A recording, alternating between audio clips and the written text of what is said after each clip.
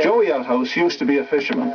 His life changed forever one warm summer's day when he was 28 years old and a diving accident left him a quadriplegic. With hard work and determination, he regained the use of his arms, but his hands are weak and he can't use his legs. Good boy. What a nice boy. Thank you, Jackie. Quite frankly, I was always bending over and had an awful job to pick things up off the floor. Now, if something falls on the floor, then she just automatically goes over and just picks it up for me, you know. Compared to what it was before, why, my lifestyle now is a lot better with the canine. Okay. Jack and Joey's story began here in Rhonda Vatcher's living room in Tatamagouche. Look at it. That's a boy. Come here. Quickly. Come on, Freddie. Rhonda runs an enterprise she calls Canine Partners Special Skill Service Dogs. She trains dogs to help people with physical or emotional disabilities. This puppy's name is Fred. He's a 3-month-old yellow lab, working hard at his puppy training, except he doesn't know it's work. Puppy training is always fun. It's always a reward system. They're never punished. And it's always to teach a dog what he's going to learn at a later stage in his life. For instance, picking up coins when someone drops a nickel or dime or loony or bills, whatever. The dog has to pick it up. Come on. But not all dogs are suited to be service dogs. A lot of people think a dog should be really friendly and outgoing, but I prefer a dog that has a calmer personality and a disposition that is strongly bonded to 1 or 2 people. Very lovable, very kind, very gentle, and very loyal. Rhonda can screen up to 50 dogs before she finds one she thinks will be a good service dog.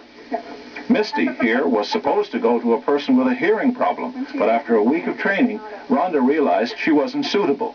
The dog worked fine. I mean, she loved to train. She really enjoyed it, but she's a low stress level. If she thought something was, if someone was angry or upset, she would hide under the bed, which meant she was automatically eliminated. You have to have a dog that has a very solid personality. But she's still here because my sister really, really loves her. So she'll have a home here until she goes to greener pastures. What I'm doing right now with pup is just plain socialization and puppy training. Socialization is the utmost importance. You make sure you take a dog every place you possibly think of. Train stations, bus stations, airports, flea markets are fantastic places. A variety of places training towards the situation where a puppy is going to be going. I like to have a dog that is very calm and socialized enough that if a bus backfires right alongside of him, he's going to turn his head and say, "Oh, what was that noise?" That's good. Yes, puppy. Okay. Go take it for a puppy. By law, service dogs and guide dogs can go places where ordinary dogs aren't allowed. Rhonda's community has been more than cooperative. The village of Tatamagouche has been really great. The businesses have opened the doors, and the community itself has been very, very friendly. Good publicity. Mike Belleville is the store's manager. When the people came in, there wasn't any real problem. Everyone seemed to accept it. There were no problems with her around the store. You know, maybe a tooth went through a Kleenex box or something like that, but it was because that was probably one of his first trips. And by the time he was going out for the last few times, I mean, we just put all the product back on the shelf and no one would ever know anything had been done with it. Training a service dog can take from 6 months to more than a year, with prices ranging from $5,000 to $12,000. Working with one dog at a time, Rhonda doesn't come close to making a living at this, but that doesn't stop her. She really believes there's a need for more service dogs, and someday she hopes to expand her operation. What I would like to see is an establishment where people can actually come to do training, not only the instructors to be trained to train the dogs, but the people who will be receiving the dogs. Bring it here, Fred. Come on. That's a boy. Take it. Good boy. Oh, yeah. She also wants to breed dogs for the qualities she's looking for. In this way, more dogs could be put out and more people who have the real need and want for a service dog would be able to have them. Another frequent stop for Rhonda and Fred is Willow Lodge, a senior citizens' home. Hi, Sally. How are you? Rhonda, good. Here we go again. Yeah, how's Fred doing today? Not too bad. These visits give Fred a chance to get used to wheelchairs and the Accessibus. I try to focus on mobility dogs. That's for people who are in wheelchairs. I also train therapy dogs for people who are physically or mentally in need of a service dog.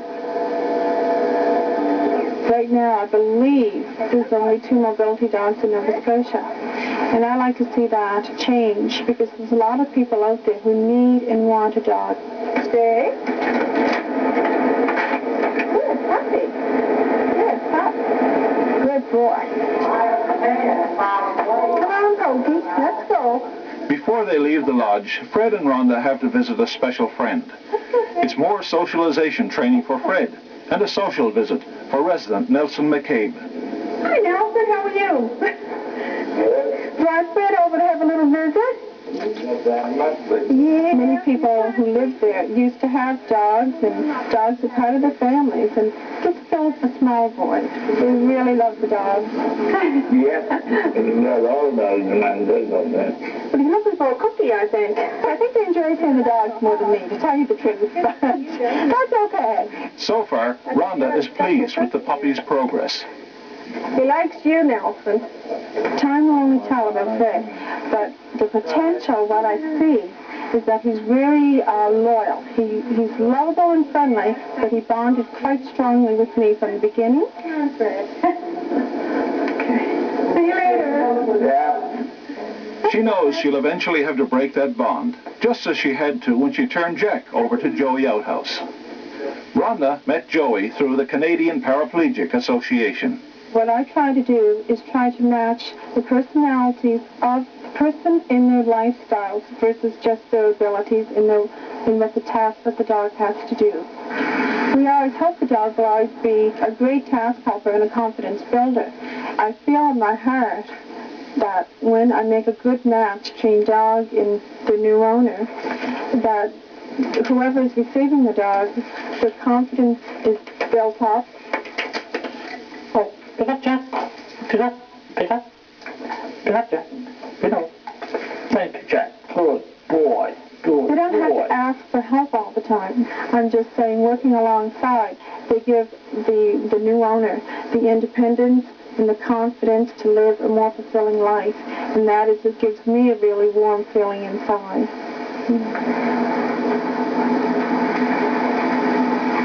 Rhonda and I, we became real good friends over the phone, right from day one. And we discussed the canine, what Jack could do and what he was used to doing, what he couldn't do.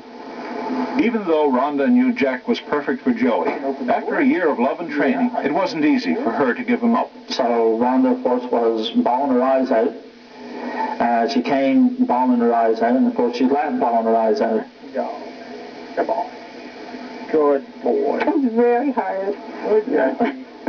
I've become very bonded, perhaps more bonded to the dogs than the dogs do to me, actually. But leaving their trainer is difficult for the dogs, too. Dogs are very loyal, but they really need love, and they really need affection. It's not just something that they want. They need it. So usually, when the dog is nearing the end of its training period, I don't give him that love. I almost ignore him for a few weeks, and then he has the want to have that affection. And when he's put into his new home, the new owner is so happy, and they have so much love to share with the dog. That's the bonding. When I left Jack went over to Joey as I was leaving and put his head right on his knee and snuggled right into him, and right then I knew the match would work out. The main point is to really have an open communication between the person who's receiving the dog and myself. I try to do a follow-up visit every 3 months for a 2-year period. In between that, if anyone needs any help, I'm certainly there. I'm only phone call away. And I certainly don't mind going anywhere where the dog is to make sure that there's a working team. Take. Good boy. It takes time. Good boy. Will the dog bond well? Is everyone happy? Is the person who's receiving the dog, are they happy? That's what we try to work towards, and that's what we try to match in personalities, family, and lifestyle situations. Bend over here. Thank you, Jack. Good boy. Are you a good boy? I'm very pleased to have Jack around.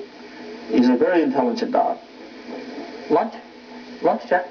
He is not only a constant companion, but also Jack, helps me out considerably. We always had, even when we were children, we always had dogs and cats around and that. But I don't know, it seems though that Jack has just overruled them all. I think maybe it might be the hugs that he gives me the first thing in the morning. When I turn over in bed to get up, he's right there, paws up on the bed, and he just gives me a hug, and I hug him back. And every morning it's, I love you, Jack, so, and he does the same to me. Yeah. Land and Sea will be back in a moment.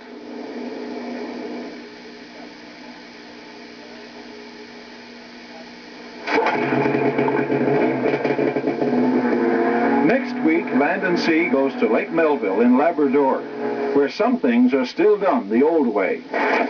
Just in your blood, you can't help it. You call it the fever. And the fever streak, you gotta go.